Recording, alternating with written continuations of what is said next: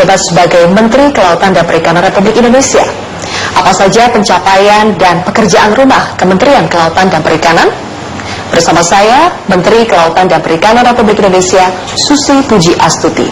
Bu Susi Puji Astuti sudah 2 tahun menjabat sebagai Menteri Kelautan dan Perikanan. Kurang 1 minggu. Bagaimana dengan upaya untuk menggenjot lagi PDB kita yang Presiden ini kan berpesan supaya sektor kelautan dan perikanan ini bisa menjadi motor penggerak ekonomi? Ya, tahun kemarin PDB kita akan naik menjadi 8,96 dibanding dengan PDB nasional yang 5, sekian. Nah, jadi saya harapkan tahun ini bisa menjadi 9,5. Mungkin bisa 10. Tentunya kita kan membagikan revitalisasi perikanan tangkap. Tahun ini kita bagikan 1.700 kapal. Tahun depan juga kurang lebih ada 1.500 sampai 2.000 kapal. Tahun depannya lagi itu perikanan tangkap. Perikanan budidaya tetap kita gelontor sampai 1,5 triliun. Untuk revitalisasi tambak rakyat. Untuk revitalisasi perairan umum. Sungai, laut, pesisir. Kemudian pemberian bibit-bibit rumput laut yang dihasilkan dari kultur jaringan. Kemudian bekerja sama dengan banyak BUMN yang bisa membantu kita untuk bekerja mempercepat pemerataan logistik, listrik, karena tanpa listrik ya kita tidak bisa ngapa-ngapain di pulau-pulau terluar itu. Begitu banyak rencana yang Ibu sebutkan, tahun depan mau ini, tahun depan mau itu, tapi jadi saya ingat perkataan Bu Susi tahun lalu, 1 tahun menjabat, kayaknya cukup 2 tahun menjabat sebagai Menteri KKP. Apakah keinginan untuk mundur itu masih ada, Bu, sampai sekarang? Hal seperti itu kadang-kadang on off. Waktu itu saya pikirkan, saya belum tahu apakah saya akan menyenangi pekerjaan saya, tantangannya bagaimana, dan saya melihat kalau kita atur seperti ini udah selesai 2 tahun itu kan. Tapi ternyata PR-nya masih banyak. Dengan peraturan-peraturan ternyata tidak menyelesaikan persoalan cepat juga. Saya melihat pekerjaan rumahnya masih banyak. Ya, pada saat saya sedang optimis, saya ingin menyelesaikan sampai akhir jabatan saya.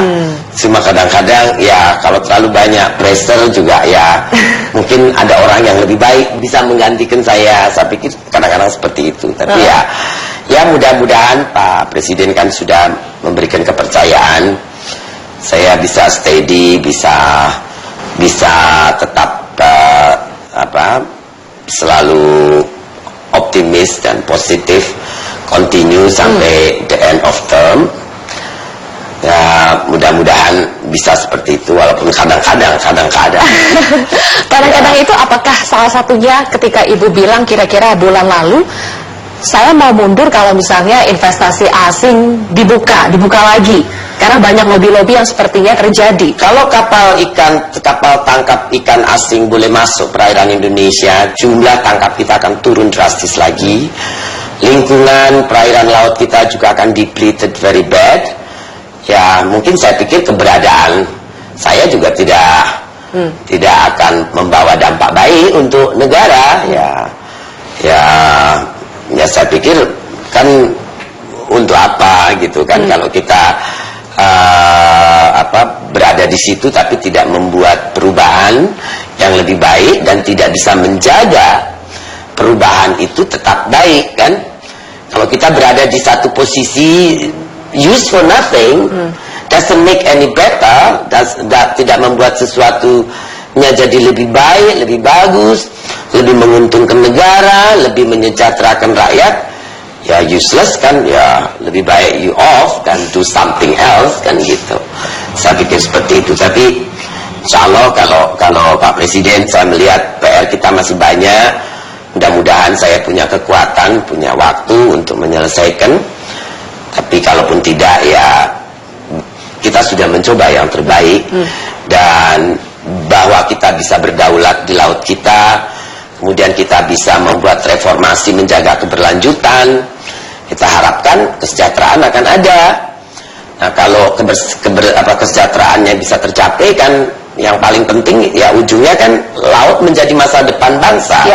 Kalau ikannya tetap ada, tapi kalau lautnya ada, ikannya nggak ada, ya untuk apa? Kan seperti itu. Jadi saya pikir ya salah satu tugas utama dan paling penting kelautan dan perikanan ini, kementerian yang saya pimpin, adalah meregulasi untuk tetap bisa menjaga isi laut perikanan ini tetap ada banyak, cukup untuk ditangkap oleh para nelayan kita, sehingga industri bisa dapat barang, nelayan juga senang, PDB kita naik, nilai tukar nelayan yang 102, 110 mudah-mudahan bisa menjadi 115, kan gitu. Baik.